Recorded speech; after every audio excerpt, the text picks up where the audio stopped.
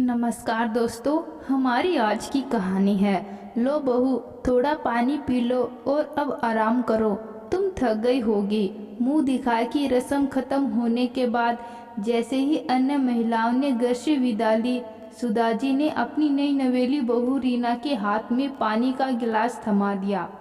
रीना के चेहरे पर कृतज्ञता के भाव उभर आए। सच में बहुत देर से प्यास लगी थी। सासू माँ बहुत ही ममतालु है, रीना समझ गई। उसने मुस्कुराकर गिलास हाथ में लिया और एक ही सांस में पूरा पानी गटक गई। आराम से बेटा, कहीं ठसका न लग जाए, सुधा जी ने बहुत प्यार से कहा। सुनकर रीना के मन में जो भी घबराहट थी थोड़ी कम हो गई। सासू माँ का स्वभाव तो वैसे ही बहुत अच्छा था। तुम्हारा लाड लड़ाना हो गया हो तो बहू को जरा अपने घर की नियम कायदे भी समझा दो। तभी एक रोबदार कड़कती हुई पुरुष आवाज गूंजी। रीना फिर से अपने आप में सिमट गई। वो समझ गई कि यह उसके ससुर जी सुरेश जी हैं। रीना एक संकित परिवार में पली बड़ी उच्च शिक्षित लड़की है। उसका परिवार उच्च मध्यम वर्गीय है। 2 दिन पहले ही उसका विवाह ऋषि के साथ हुआ, जो खुद भी एक उच्च शिक्षित है और बड़े शहर में एक बहुराष्ट्रीय कंपनी में ऊंचे पद पर है।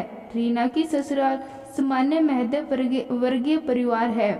ससुराल में सास ससुर, दादी सास, दादा ससुर, देवर और 3 नंदे हैं, यानी भरा पूरा परिवार है। ऋषि सबसे बड़ा है, बाकी सब देवर ननद अभी कॉलेज में पढ़ रहे हैं। संकित परिवार में पली बड़ी होने के कारण बचपन से ही उसने अपनी मम्मी, चाची, ताई को मिलजुल कर रहते हुए देखा था। दादी थोड़ी सख्त स्वभाव की अनुशासन प्रिय थी, पर बिना वजह की परंपराओं को कभी थोपते नहीं देखा। घर में हमेशा एक सौहार्दपूर्ण वातावरण होने के कारण उसे भी वैसे ही संस्कार मिले थे। सुधा ये नई आई है, अभी से इसे अपने घर के कायदे समझा कर रखोगी तो सभी के लिए अच्छा होगा। ससुर जी गुरजाए। जी हाँ, वो मैं बताने ही वाली थी। सासू माँ की सहमी आवाज आई। कब? जब 2-4 कायदे तोड़ देती तब क्या? नहीं नहीं जी, बस बता रही हूँ। कुछ पल पहले ही रीना की खुशी मानो काफूर हो गई। ससुर जी तो बहुत सख्त मिजाज के हैं। कोई बात नहीं, उसकी दादी भी तो है, सोचकर उसने अपने मन को समझाया। घर में बड़ों के सामने पल्लू लेना, धीरे से बात करना, जोर से हंसी मजाक ना करना, सबके सामने ऋषि से बात ना करना, बालकनी में खड़े ना रहना, जैसे कई नियम कायदे उसको बता दिए गए। रीना घोर आश्चर्य में पड़ गई। आज के जमाने में पढ़े लिखे परिवार में भी से कायदे। और हाँ बहुरिया, सबसे जरूरत बात, सुबह 6 बजे नहा धोकर ही रसोई में प्रवेश करना, फिर घर के हर सदस्य के पैर छूना है, उसी के बाद कुछ और कामकाज। ससुर जी ने कड़कती आवाज में हिदायत दी। रीना ने चुपचाप सुन लिया, पर उसे कपोल पर 2 बूंद लुढ़क आई। मायके में तो चाय बिना उसकी आँख ही नहीं खुलती थी, और दिसंबर के महीने में इतनी कड़कती ठंड में सुबह 6 बजे नहाना सोचकर ही उसकी कभी छूट गई। पर ये तो ससुराल है। अगले दिन सुबह 6 बजे ही रीना नहा धोकर तैयार हो गई। दादाजी, दादी जी, ससुर जी और सासू माँ उठ चुके थे। उनके पैर छुए और किचन में आ गई। घर में भी अभी तक उसके अलावा कोई और नहाया भी नहीं था। ऋषि, देवर और नंदे तो मजे रजाई ओढ़कर सोए हुए थे। उसकी कोर फिर भीग गई। बाकी सब 8 बजे उठे, तब तक उसने नाश्ता भी तैयार कर लिया था। बहू, कल क्या बोला था, याद है ना?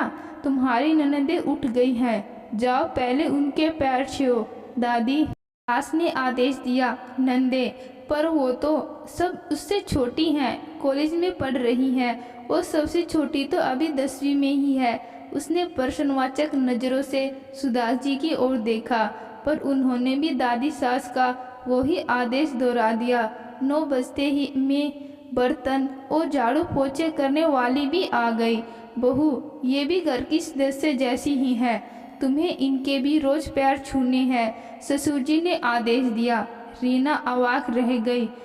कसमसा उठी। उसने मन ही मन सोचा, मानो कि काम वाली भी इंसान है आदरणीय है, पर रोज उनके पैर छूना। पर ससुर जी का आदेश पहले ही दिन कैसे टालती। जैसे ही वो बर्तन वाली के पैरों पर झुकी, वो हड़बड़ा गई। अरे नहीं नहीं, ये क्या कर रही हो बवरिया, हमरे प्यार मत छुओ। क्यों नहीं छूंगी, तेरी भी तो बहू जैसी है। होंगे इसके बाप के घर बहुत से नौकर चाकर, पर यहाँ तो इसको हमारे नियम कायदे मानने पड़ेंगे। सुरेश जी चिल्लाए। बेचारी दोनों काम वाली शक्पका गई। कोई बात नहीं काकी जी, आप उम्र में बड़ी हैं, आप आशीर्वाद दीजिए मुझे। कहते हुए रीना का सवर बर्रा गया। उसने उनके पैर भी छू लिए। दोनों के मुंह से आशीर्वाद की जड़ी लग गई और 3 जोड़ी आंखों से आंसुओं की धारा भी। इसी तरह धोबी स्वीपर जैसे हर व्यक्ति के पैर छूने पर उसको मजबूर किया गया। शादी होकर आए 1 दिन ही हुआ था। रीना कुछ नहीं बोली। बाद उसने देखा कि ऋषि और उसके देवर नंदे बिना ना ही रसोई घर में आ बैठे थे। उनसे किसी ने कुछ नहीं कहा। काम वाले के पैर छूना तो दूर, उनसे सीधे मुंह बात तक नहीं करते। 4-5 दिन यही चला। घर में आए गए हर व्यक्ति के पैर छूना, सिर से पल्लू को खिसकने न देना, और ऋषि से तो बात करने का वक्त ही नहीं मिलता। देर रात तक ससुर जी उसको अपने साथ व्यस्त रखते। जब तक वो कमरे में आता, रीना थक कर चूर होकर सो चुकी होती। 1 हफ्ते ही रीना कुम्हला गई। ऋषि को भी बस रात में ही उससे मतलब होता।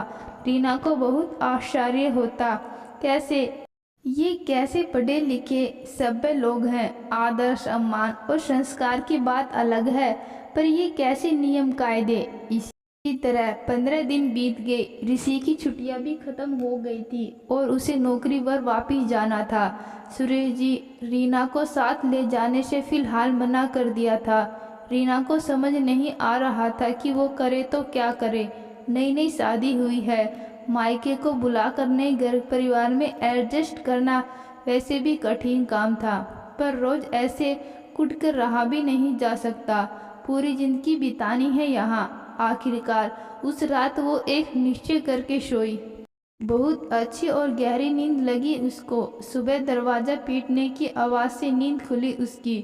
देखा तो बाजू में ऋषि गहरी नींद में सोए हुए हैं। तभी सुरेश जी की तेज कंकश आवाज़ उसके कानों में गूंजी। उठाओ उस महारानी को, सूरज सिर पर चढ़ आया है।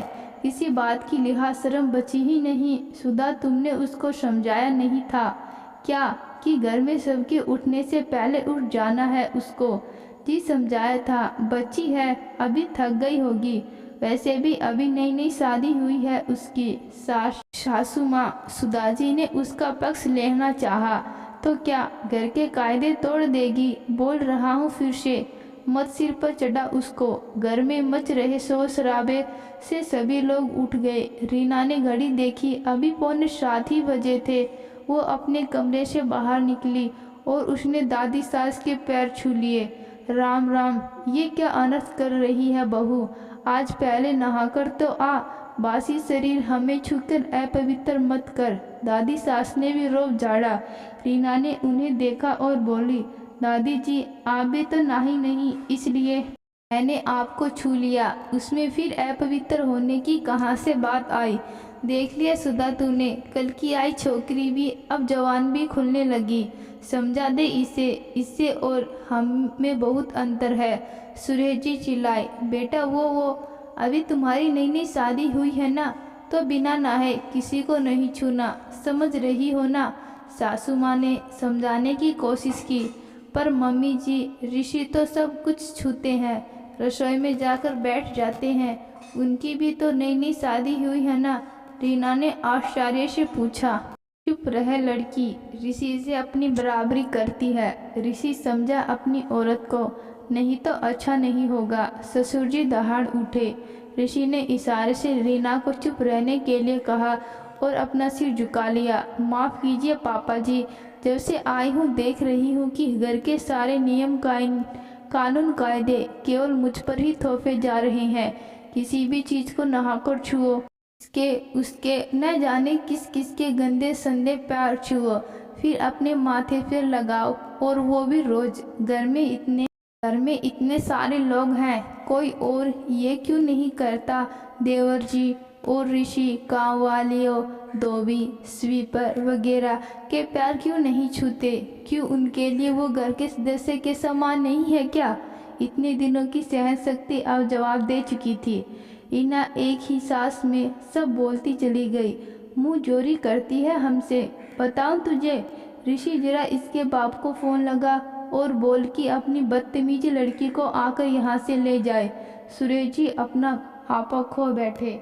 घर में सब सहम उठे। सुधाजी ने रीना को चुप रहने का इशारा किया। बस अब बहुत हुआ पापा जी, अब और नहीं। मैंने कुछ गलत नहीं कहा। हाँ, बुलाइए मेरे पापा को, और जिसको बुलाना है बुला लीजिए, मगर मैं गलत हूँ तो जो चाहे मुझे सजा दे दो, पर ये अन्याय मैं नहीं सहूँगी। जो घर के बाकी सदस्य करेंगे वही मैं भी करूँगी। जो मेरे लिए नियम कायदे हैं वो सबके लिए होने चाहिए। रीना डट स्वर में बोली, छी भाभी, हम क्या नौकरों के पैर छुएंगे? कुछ भी मत बोलो। अब तक चुप रहकर तमाशा देख रही तीनों नंदे एक साथ बोल उठी, इसमें छी वाली बात क्या है? अगर वो मेरे घर के सदस्य हैं तो आपके लिए भी है ना? मैं भी इतने दिनों में सबका कर रही हूँ, तब आपको ये ख्याल नहीं आया? रीना की बात सुनकर सन्नाटा छा गया। ये बेटियां हैं और भूलो मत कि तुम बहू हो, दादी सास ने चेतावनी दी। तो क्या हुआ दादी जी, मैं भी किसी की बेटी हूँ और कल को इनको भी कहीं बहू बनकर जाना ही पड़ेगा ना। फिर ये भेदभाव क्यों? बहुत ज़्यादा जुबान लड़ा रही है तू। मैं तो तुझे बहुत लाड करती हूँ, पर ये बदजुबानी नहीं चलेगी तेरी। दादी सास भी गरज उठी। उधर सुधाजी और ऋषि को तो मानो काठ मार गया था। दादी जी, मैं आप सभी की बहुत इज्जत करती हूँ, पर आप खुद ही सोचिए कि ये कहाँ का न्याय है? सारे नियम कानून कायदे केवल घर की बहू के लिए। मैंने बहुत कोशिश की, पर यह भेदभाव अब मुझसे सहन ना हो पाएगा। रीना फूट फूट कर रोने लगी। रीना को रोते देख एक पल को तो मानो सबको साफ सूंघ गया। बाजी ने सुरेश की ओर देखा। उन्होंने गुस्से में मुंह फेर लिया। सुधाजी रीना के पास आई और प्यार से उसके सर पर हाथ रखा। तुम सही कह रही हो बहू, घर के नियम सभी के लिए एक जैसे ही होने चाहिए। तुमसे और मेरे बेटे बेटियों में कोई फर्क नहीं है। बेटा, आज से जैसे ही ये तीनों बहनें रहती हैं वैसे भी तू रहे। सुधाजी की बात सुनकर रीना ने अपनी आंसू भरी नजरें उठाई। और ऋषि, तुम फेरे लेते हुए रीना को वचन दिए थे ना, तूने फिर अब क्या हुआ तुझे? कहते हुए सुधाजी की आंखों से आंसू लुढ़क पड़े। रीना उनके गले लग गई। उन्होंने जोर से अपने सीने से चिपका लिया। जो कदम वो खुद के लिए नहीं उठा पाई थी कभी, उनकी बहू के लिए तो कम से कम उठा लिया। तो दोस्तों, सुधाजी ने अपनी बहू का साथ देकर सही किया या गलत, कमेंट बॉक्स में ज़रूर बताना। कहानी अच्छी लगी, कहानी को लाइक शेयर और चैनल को सब्सक्राइब जरूर करना। धन्यवाद।